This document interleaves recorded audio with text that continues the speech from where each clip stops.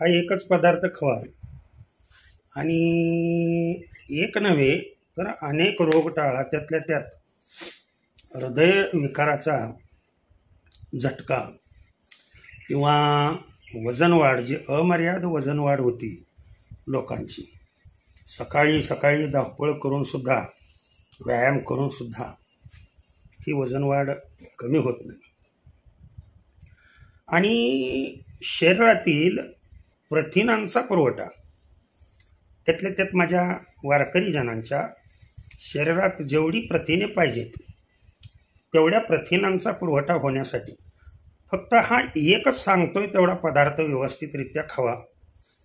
संपूर्ण व्हिडिओ चॅनलवरती असतो, तो पहा. बरेच जण कमेंट्स करतात की सर उपाय तर सांगितलाच नाही. चॅनलवर जाऊन बैसर हरिपाठ हरिकीर्तन पिलिव हा चॅनल आहे, त्या चॅनलवरती पूर्ण उपाय दिलेला आहे, तिथं जाऊन पहा. रामकृष्ण हरी विठ्ठल केशवा हा जो पदार्थ सांगतोय मी, तो आपण डेली हा पदार्थ आपल्या आहारामध्ये असतो, परंतु या पदार्थामुळं बरंच काही आपल्या शरीरामध्ये घडतंय. मात्र हा पदार्थ कसाही खायचा नाही. मी पुढे शेवटपर्यंत सांगतोय तशा पद्धतीनं हा पदार्थ खायचा आहे. पदार्थ जो सांगणार आहे मी, तो फक्त प्रथिनेच नव्हे, दिवसभराची प्रथिने तर या पदार्थातून मिळतातच तुम्हाला. जेवढी 14 ते 16 ग्रॅम एवढी प्रथिने दिवसभरामध्ये लागतात. त्याशिवाय त्यामध्ये असणारी जीवनसत्व, त्यातल्या त्यात यामध्ये असणारं B6 हे दुसऱ्या कमी पदार्थामध्ये मिळतं, परंतु B6 हे विटॅमिन जे आहे ते या पदार्थामध्ये मुबलक प्रमाणात आहे.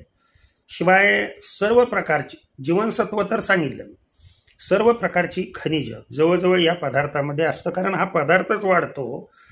मेन मुद्दा म्हणजे खडकाळ जमिनीमध्ये किंवा जमिनीमध्ये मधून हा पदार्थ सगळे पदार्थ शोषण करून घेत असतो. यामध्ये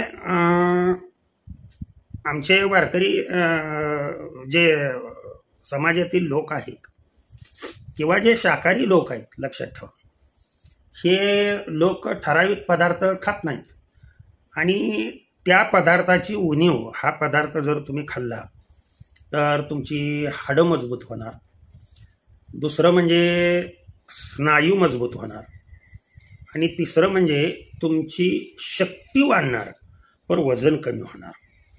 आणि हृदयाच्या सभोवताली ज्या 2 करोनरी आर्टरी आणि करोनरी व्हेन ह्या ज्या असतात की ज्यामध्ये रक्ताची गुठळी अडकल्यानंतर अटॅकचा धोका संभवतो, तशा पद्धतीनं अटॅक कुठल्याच प्रकारे तुम्हाला येणार नाही.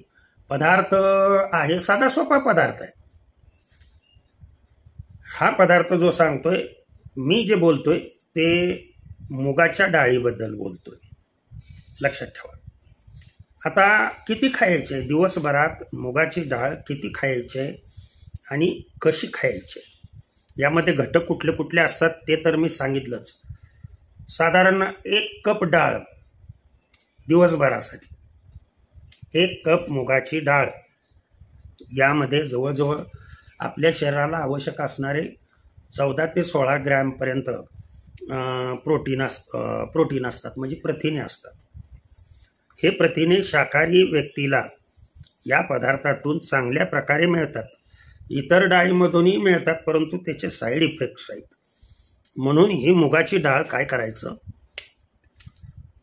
1 कप मुगाची डाळ पाण्यामध्ये भिजत ठेवायची आणि पाण्यामध्ये भिजत ठेवत असताना त्यामध्ये थोडंसं किंचितभर असं मीठ टाकायचं. मीठ, तुम्हाला मीठ टाकायचं नसेल तर आमच्या वारकरी जनांसाठी सांगतोय, तुम्ही मिठाऐवजी हा पदार्थ जर टाकला, 1 थेंबर पदार्थ तुम्ही टाकला,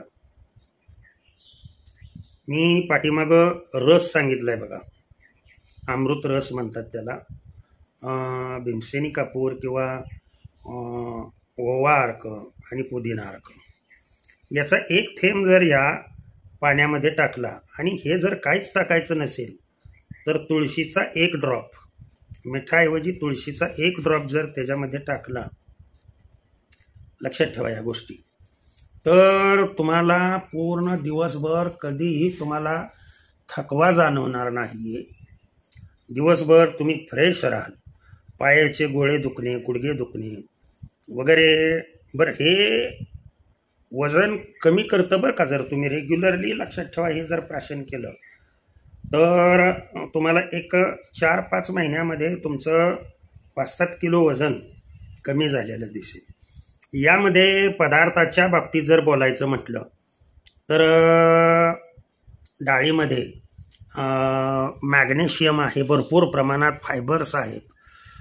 ज्यांची पोटदुखीचा आजार आहे किंवा पोटाचे विकार आहेत किंवा शौचाला साफ होत नसेल, वजन वाढण्यासाठी कारण हे, किंवा ज्यांची पचनक्रिया व्यवस्थित चालत नसेल त्यांच्यासाठी ही हा पदार्थ, किंवा गॅसेस तयार होतात, पोटामध्ये गॅसेस तयार होतात आणि त्याच्यामुळे पोट गच्च होतं.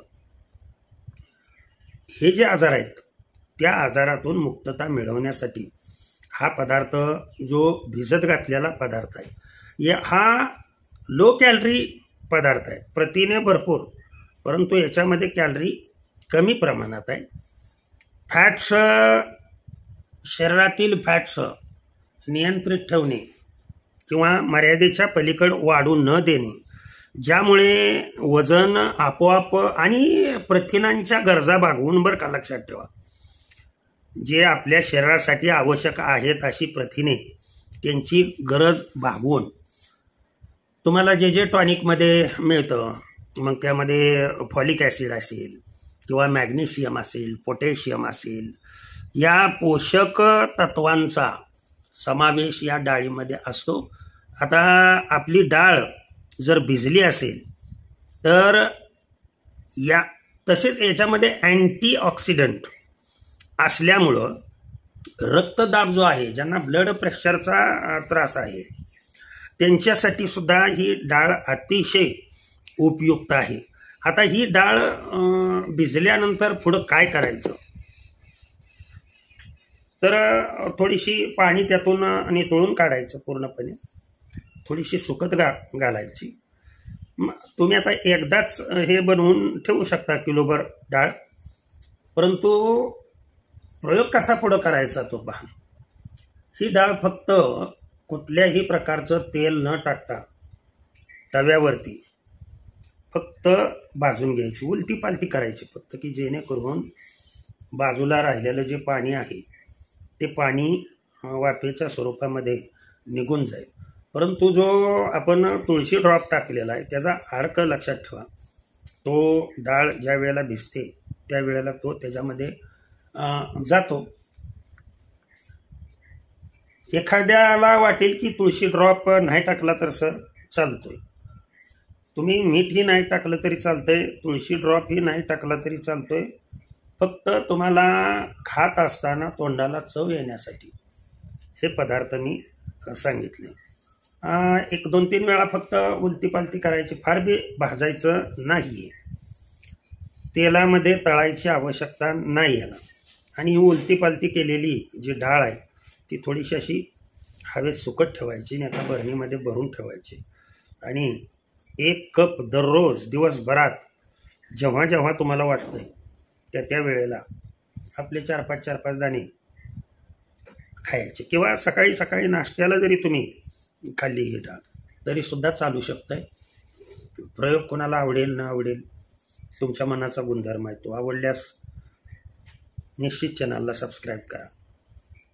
मात्र आवडेल त्यांनी, ज्यांची माझ्यावर श्रद्धा आहे त्यांनीच हा प्रयोग करावा. हे गोरगरिबांसाठी विलाज असतात माझे, आणि त्यातल्या त्यात वारकरी जनांसाठी विलाज असतात, हे लक्षात ठेवा. विलाज सर्वांसाठीच असतात, परंतु त्याला फाट्या फोडणारे भरपूर असतात. त्याच्यामुळं अशा लोकांनी नाही पाहिलं, व्हिडिओ स्किप केला तरी सुद्धा चालू शकतो. ओके, झालेली सेवा संत जनांच्या, वारकरी जनांच्या चरणी अर्पण करतो आणि सेवेला पूर्णविराम देतो. पुंडलिक वरदा हरी विठ्ठल. श्री ज्ञानदेव तुकाराम. विठ्ठल विठ्ठल विठ्ठल विठ्ठल विठ्ठल.